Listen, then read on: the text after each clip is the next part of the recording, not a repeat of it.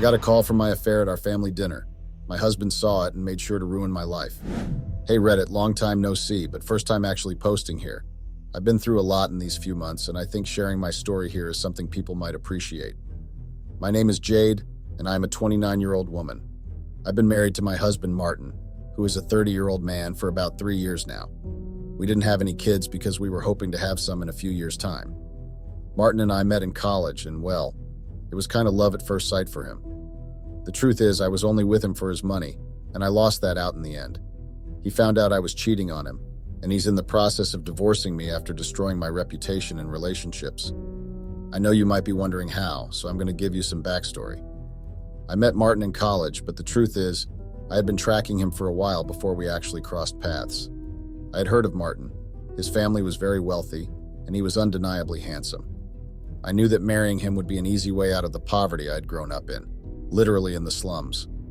The moment I saw someone who could take care of me, I latched onto him. I pretended to bump into him at a college party and messaged him the next day on Instagram. We kicked off like that. I was a gold digger and he never knew. I was hoping to marry him and then divorce him, taking half of his money. But his parents must have seen through me. They made sure to protect their son and their family's wealth. Like I said before, I met Martin at a college party, and we hit it off. Surprisingly, he didn't ask for my number, so I took matters into my own hands and messaged him on Instagram the next day. I was the one who pursued him relentlessly. At that time, Martin had just come out of a relationship and wasn't really looking to date again for a while. However, when he saw how much I liked him, he relented and asked me out. But the truth is, at first, I didn't really like him for who he was. I was just attracted to his handsome face and his wealth. Our first date was at a fancy restaurant in the city. Martin spared no expense, and I was impressed by his generosity. We talked for hours, and I found myself enjoying his company more than I had expected. He was charming, intelligent, and genuinely interested in getting to know me. As the evening progressed, I couldn't help but notice how attractive Martin was. I was drawn to his wealth and the lifestyle he could offer me. Despite my initial intentions, I kept things light, not wanting to reveal my true motives just yet. By the end of the night, I knew that Martin was someone who could provide me with the life I had always dreamed of. Little did I know that my plans for a quick marriage and divorce would soon unravel, leading to the heartbreaking situation I find myself in now. Our second date was a week later, and Martin had planned a romantic evening at a rooftop bar overlooking the city skyline. The setting was perfect, and I couldn't help but feel a twinge of excitement at the thought of what the future could hold with him. As we sipped cocktails and talked, I began to see more of Martin's personality. He was caring and attentive, asking about my life and genuinely interested in my answers. I found myself opening up to him in ways I hadn't expected. Despite my initial intentions, I was starting to enjoy Martin's company for more than just his wealth. There was something about him that drew me in, something genuine and kind-hearted. By the end of the night, I knew that my feelings for Martin were growing. I was still very hesitant to fully commit, but I couldn't deny that he was starting to mean more to me than just a ticket out of poverty. For our third date, Martin surprised me with tickets to a concert of my favorite band. It was a thoughtful gesture, and I was starting to appreciate his efforts to make me happy. Despite my growing feelings for him, my primary motivation was still his wealth. During the concert, I couldn't help but notice how Martin looked at me with genuine affection. It made me question my initial intentions and whether I was being fair to him. However, the allure of financial security was still strong, and I pushed these thoughts aside. After the concert, Martin took me to a cozy cafe and we talked for hours. He shared stories about his childhood, his dreams for the future, and his family. I found myself drawn to his sincerity and authenticity, and my feelings for him continued to grow. By the end of the night, I was beginning to see Martin in a different light. I knew that I was falling for him, but the guilt of my true intentions weighed heavily on me. After several months of dating, Martin invited me to move in with him. By that point, I had already made up my mind about our future together. I didn't care much for school anymore. Why bother focusing on my studies when I would soon be a stay-at-home mom, living off Martin's wealth? I barely managed to graduate. My mind was preoccupied with thoughts of the comfortable life that awaited me with Martin. Moving in with him was a dream come true, and I eagerly embraced the opportunity to start our life together. When I settled into Martin's luxurious home, I couldn't help but feel a sense of satisfaction. I had achieved my goal of securing a life of financial stability, and I was determined to make the most of it. Little did I know, My decision to prioritize my relationship with Martin over my education would soon lead to the stupid situation I find myself in now. During this period, I met Marco. He was the same age as me, extremely charming, and quickly became a part of our friend group. Everyone liked Marco. He was charming, friendly, and handsome, although not as handsome as Martin, of course. Marco started flirting with me discreetly, knowing that Martin was also in our friend group. We all knew that Martin and I were a couple, so Marco had to be careful. He started private messaging me, and I have to admit I enjoyed the attention. As Marco and I got to know each other better, he expressed his desire for me to leave Martin. However, I knew that I couldn't do that. Martin was my source of income, and I couldn't afford to lose that security. I explained this to Marco, and to my surprise, he understood. That was when Marco and I came up with our plan. We decided that I would marry Martin and then divorce him after a year or so, claiming alimony or something similar. It seemed like the perfect solution to my problems, allowing me to secure my financial future while also being with Marco. Despite the risks, I was willing to go along with Marco's plan. As my relationship with Martin progressed, and I began to subtly hint at the idea of marriage, I would casually bring up the topic in conversation, mentioning how much I admired couples who were committed to each other for life. I would also drop hints about my desire to settle down and start a family, mentioning how I had always dreamed of having children. I knew that Martin was hesitant about marriage, but I was determined to change his mind. I would often talk about our future together, painting a picture of a happy and stable life as husband and wife. I would mention how much I loved him, and how I couldn't imagine spending my life with anyone else. Despite my efforts, Martin remained hesitant about marriage. He would brush off my hints, saying that he wanted to focus on our relationship for now and not rush into anything. Little did he know back then that I had already made up my mind about our future. I was willing to do whatever it took to secure my place in his life, even if it meant resorting to manipulation and deceit. As Marco and I grew closer, he too began to pressure me to make Martin marry me. He argued that marrying Martin was the key to securing my financial future, and that I needed to do whatever it took to make it happen. We argued about it a few times, with Marco frustrated by my apparent lack of progress. I had to explain to him that Martin wasn't easily influenced and that these things take time. I reassured Marco that I was doing everything I could to make Martin see things my way. I even considered getting pregnant for Martin, believing that it would strengthen our bond and make him more likely to propose. However, Martin was very careful, always insisting on using protection. He had made it clear that he didn't want kids until his 30s, which made my plan more challenging. Plus, Marco and I debated the idea numerous times, with him arguing that having a child with Martin would make leaving him much harder and would be too much work. I knew he was right, but the thought of losing Martin's financial support was too much to bear. As my relationship with Marco deepened, so did his demands for me to extract more money from Martin. He was relentless in his pursuit of financial gain, urging me to push Martin even harder to marry me and secure my financial future.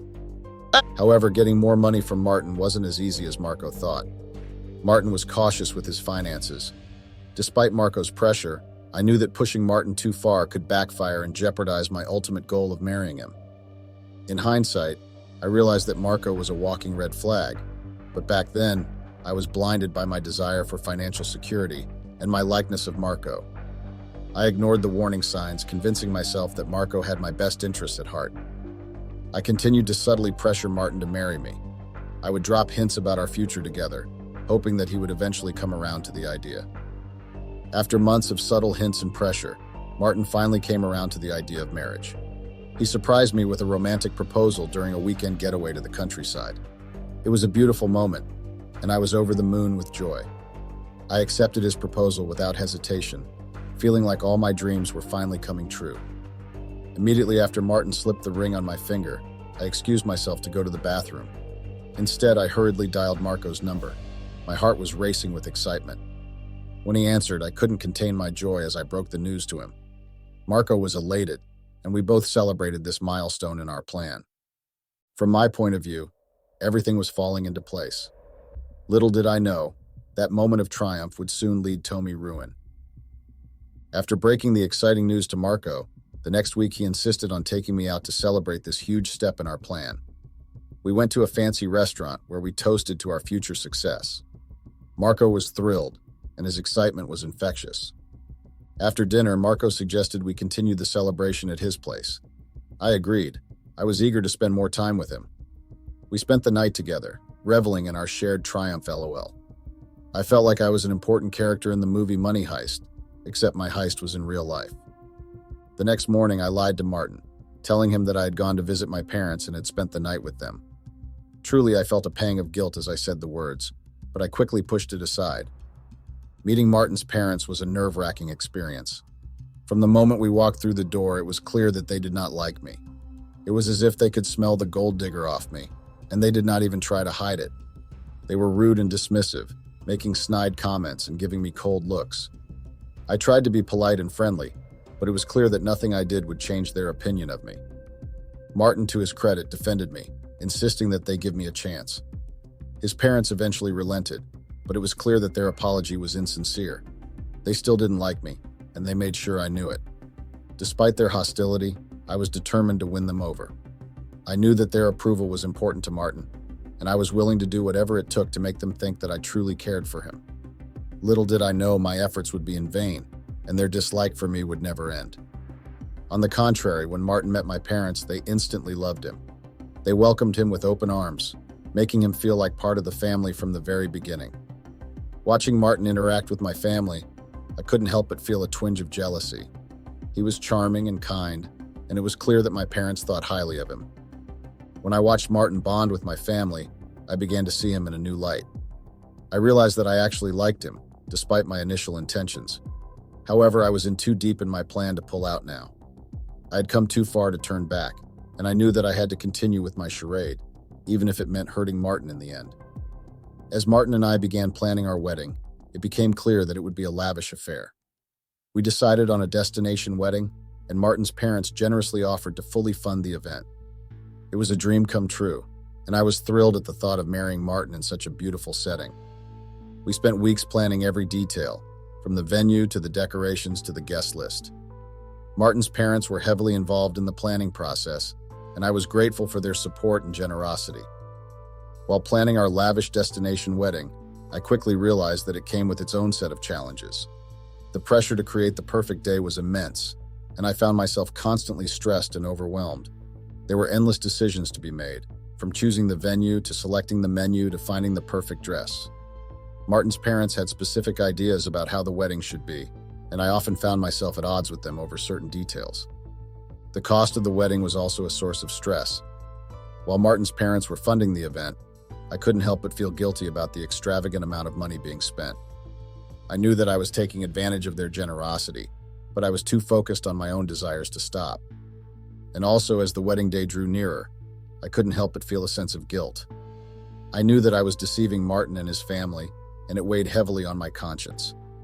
Despite the challenges and guilt, however, I was determined to see our wedding through.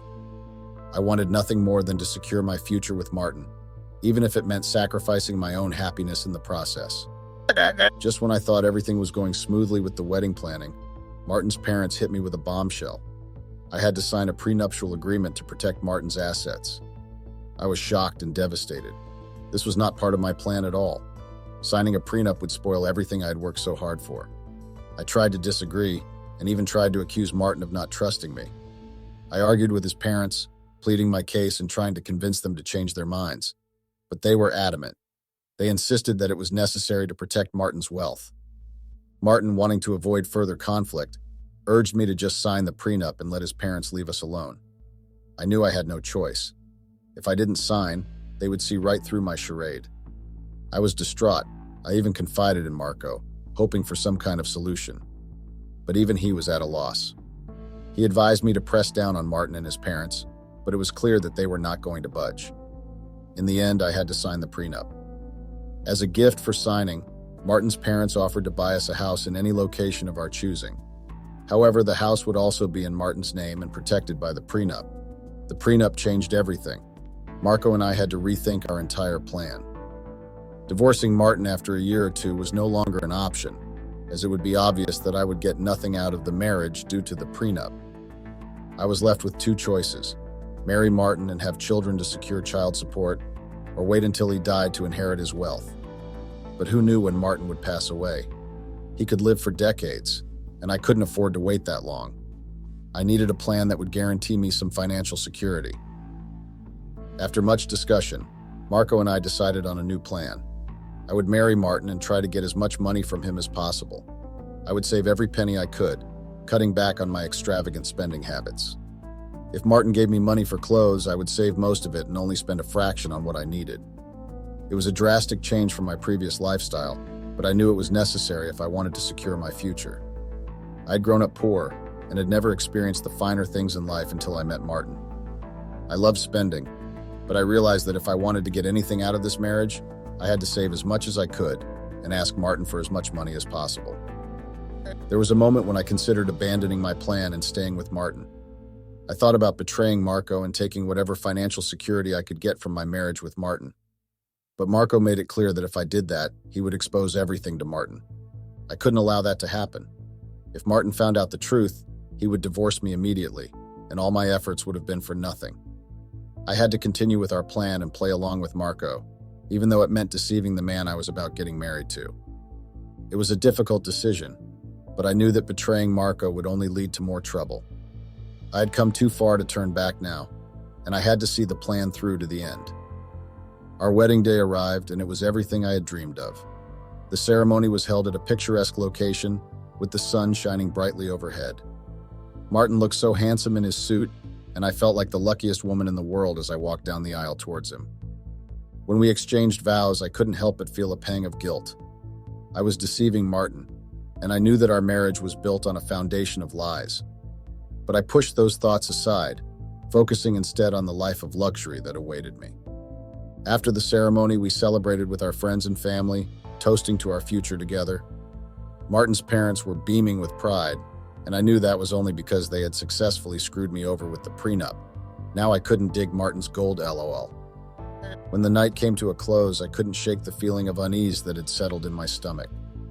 I knew that the road ahead would be difficult, but back then I was too blind and determined to see everything to an end.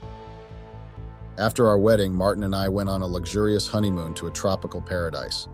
It was a blissful escape from reality, and for a while I was able to forget about the deception that was at the core of our marriage.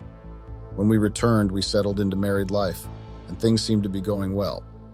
Martin was attentive and loving, and I played the part of the doting wife perfectly.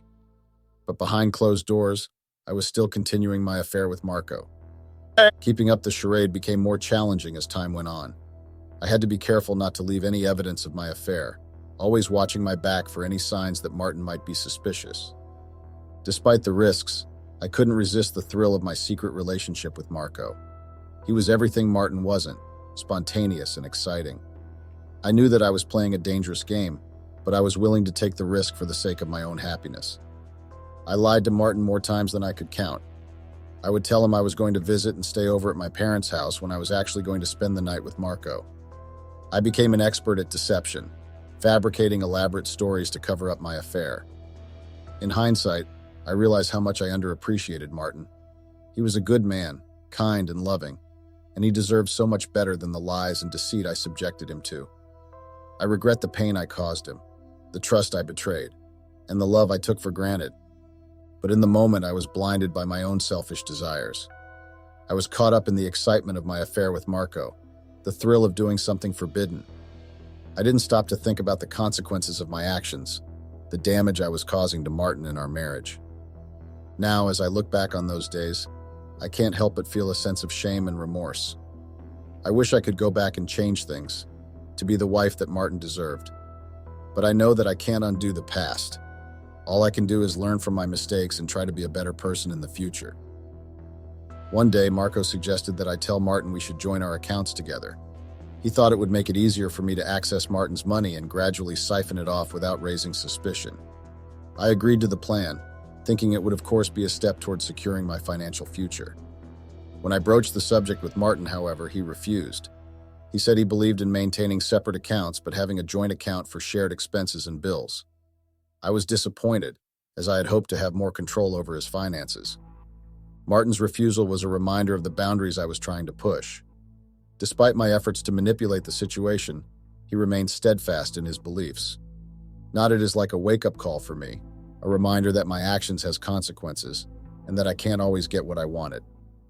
As time went on, I realized that Martin was inadvertently making it easy for me to siphon money from him. When we first met, I had made it clear that I wanted to be a stay-at-home mom and be treated like a princess, and Martin was taking that literally. Martin insisted on us keeping separate accounts with only a joint account for bills. This meant that he would often buy things for me instead of giving me the money directly. He was a much better shopper than I was, and he was able to spot a fake from a real just by looking at them. I, on the other hand, had grown up in the slums and didn't have an eye for spotting the difference. Martin's preference for buying things for me meant that I couldn't save the money or sell the items for cash. If anything went missing, he would notice, and I couldn't come up with a plausible excuse. It was a frustrating situation, as I was unable to save or use the money for my own purposes. Even for vacations, Martin would always be the one to book our tickets and make the arrangements. I was completely dependent on him financially, and it was becoming increasingly difficult to maintain my double life with Marco. Whenever I complained about not having access to money, Martin would bring up the fact that I had wanted to be treated like a princess. He would remind me of my own words, and I couldn't dispute them. It was frustrating because while he occasionally gave me his card to go shopping, it was rare, and I couldn't use it without his knowledge. I couldn't buy items of lesser value either, as Martin would notice. He had a keen eye for quality and would often choose the best for me. It was surprising, as Martin was the most generous person I knew. He wasn't being greedy or selfish. He just preferred to buy things for me himself, as he was a better shopper than I was. I realized that I had trapped myself in a situation where I was financially dependent on Martin, unable to save or spend money without his knowledge. It was a sobering realization, and I knew that if I wanted to change things, I would have to find a way to do it without raising suspicion. 3 years into our marriage, I still couldn't save anything. Marco was getting impatient, frustrated by the fact that I hadn't been able to save a dime in all this time. But the truth was, Martin was just too smart. Despite my best efforts to manipulate the situation, Martin always seemed to be one step ahead. He never gave me direct access to money, always buying things for me himself. He was careful with his finances, and I couldn't find a way to get around his watchful eye. I realized that I was still stuck in a marriage where I had no financial independence. I was completely dependent on Martin and was still unable to save or spend money without his knowledge. It was a frustrating and demoralizing situation. I knew that if I wanted to change things, I would have to come up with a new plan. But I was trying so hard and coming up with numerous plans, but nothing was working. Despite my inability to save money, I continued my secret affair with Marco. My resentment towards Martin for being so cautious with his finances grew, and I found myself pushing away from him, unconsciously distancing myself from our marriage. I couldn't help but feel frustrated and trapped. My plan to secure my financial future was failing, and I didn't know how to fix it. Marco's constant pressure only added to my stress, and I began to resent Martin for being so careful with his money. As the distance between us grew, I found solace in my affair with Marco. He was a welcome distraction from the problems in my marriage, and I enjoyed the excitement and thrill of our secret relationship. But deep down, I knew that I was only digging myself into a deeper hole.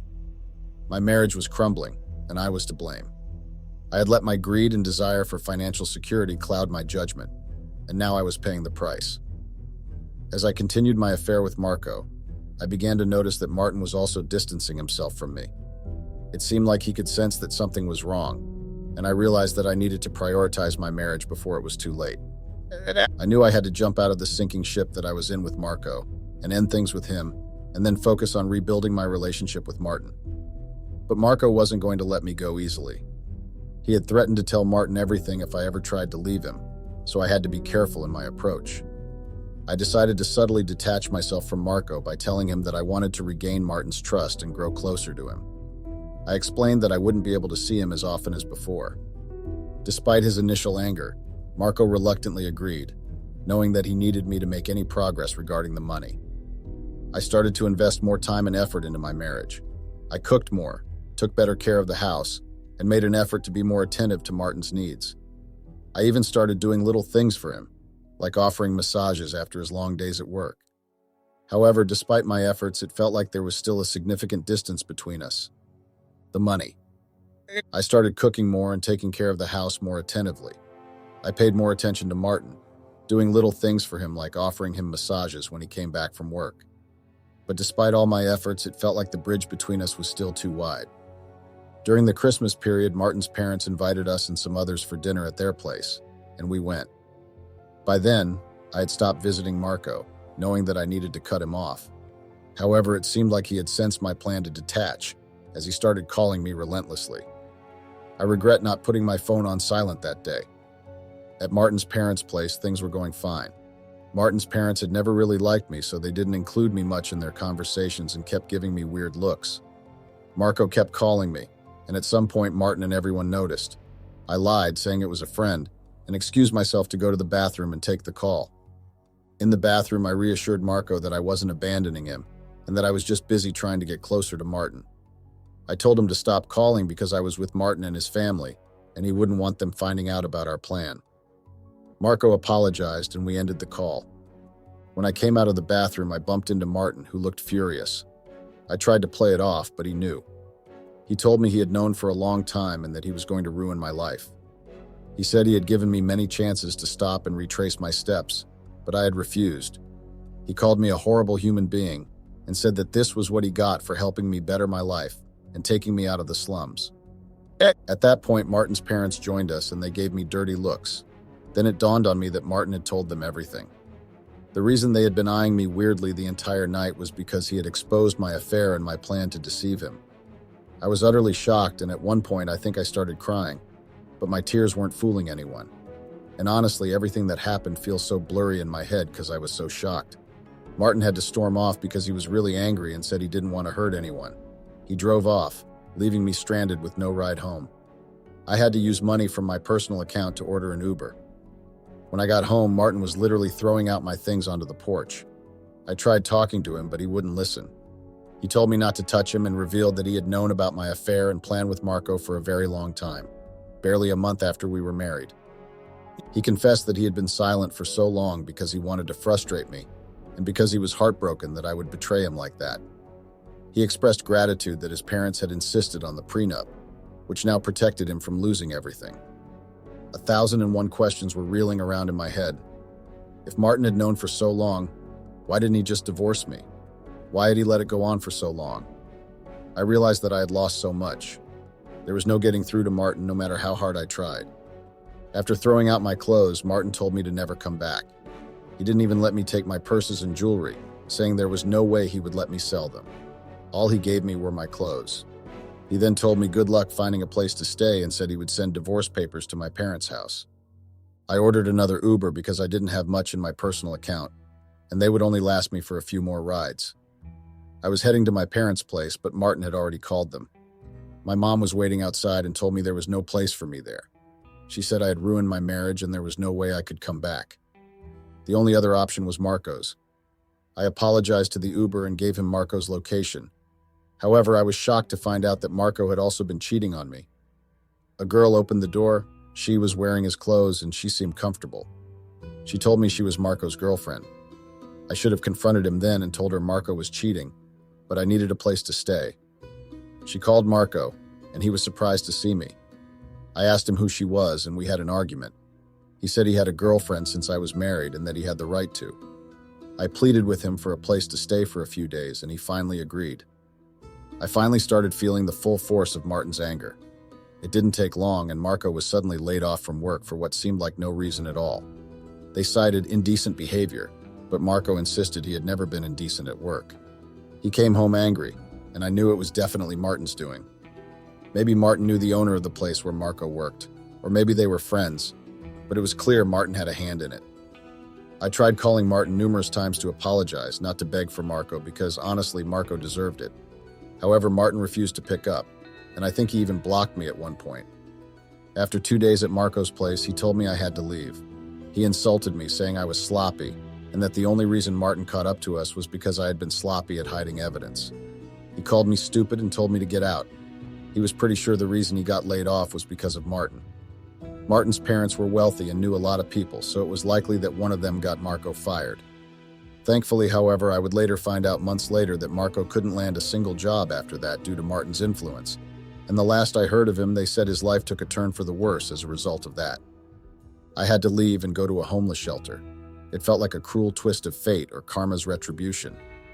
How did I go from living in a 7-bedroom house with a home theater, swimming pool, and even a gym to staying in a homeless shelter? All because I listened to stupid Marco, and all because of my greed. I realized that Marco hadn't even liked me. He just saw an opportunity to get rich quick through me and tried to capitalize on it. Now I was left with nothing. Martin still hasn't gotten in touch with me, and the only communication I received was a text saying he was still working on the divorce papers and would send them to my parents' house. My parents also told me they would inform me once the papers arrived so I could come pick them up. It was a harsh reality check, and I couldn't help but wonder how I had fallen so low. So I guess my reason for sharing this story with you all is, don't be greedy. If I hadn't been greedy and just worked on my relationship with Martin, I'd be in a much better place. Now my family has rejected me. I'm stranded, and I don't even have a good degree since I barely graduated. Getting a job that pays well will be hard, and all my friends have abandoned me to support Martin. It's a lonely place to be. So the lesson here is don't cheat and don't be greedy. It's not worth it in the end.